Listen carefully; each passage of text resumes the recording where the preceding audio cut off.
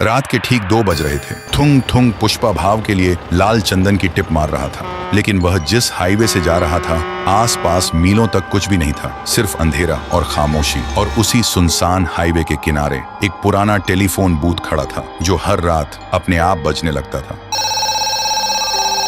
इसलिए लोग कहते थे कि उस रास्ते पर रात में गाड़ी नहीं चलानी चाहिए। पर थुंग थुंग को इन बातों से कोई फर्क नहीं पड़ता था, क्योंकि वह बस अपने काम से काम रखता था। लेकिन उस रात हालात अलग थे।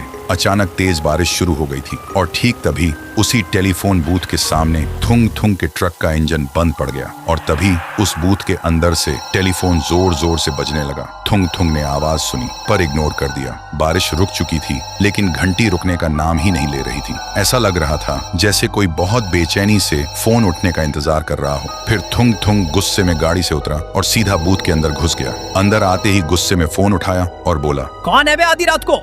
लेकिन दूसरी तरफ सिर्फ सन्नाटा था। फिर एक छोटी सी कांपती हुई बच्ची की आवाज आई, पापा आप कब आओगे? मुझे अकेले बहुत डर लग रहा है। ये सुनते ही थुंग थुंग जमसा गया। उसके पैरों तले जमीन खिसक गई, क्योंकि वह आवाज उसकी 6 साल की बेटी की थी। उसका गला सूख गया। वह कांपते हुए बोला, बेटी तू इतनी रात को जाग रही है? तेरी माँ कहाँ है? बेटी सिसकते हुए बोली, माँ रो रही है पापा। आज आपका बर्थडे है ना? सब कहते हैं आप हमें छोड़ गए, पर मुझे पता था आप मेरा कॉल जरूर उठाओगे। ये सुनते ही थुंग थुंग के दिमाग में एक जोर का झटका लगा, जैसे वक्त एक पल के लिए रुक गया हो। और फिर उसके दिमाग में पिछली तस्वीरें चलने लगी। तेज बारिश, यही हाईवे, ट्रक के ब्रेक्स फेल होना और एक भयानक टक्कर।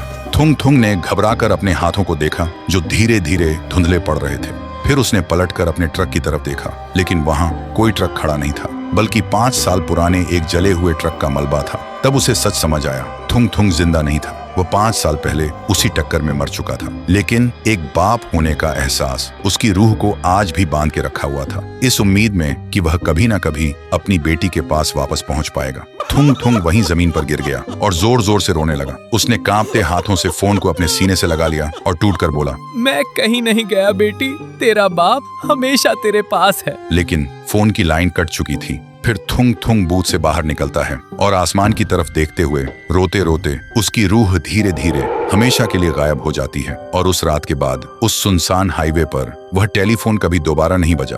तो दोस्तों, थुंग थुंग को मुक्ति तो मिल गई, पर आखिर उस फोन के उस पार था कौन? बेटी का सच्चा प्यार या कोई भ्रम? आप अपनी थ्योरी कमेंट में बताओ। देखते हैं किसका दिमाग सबसे तेज चलता है।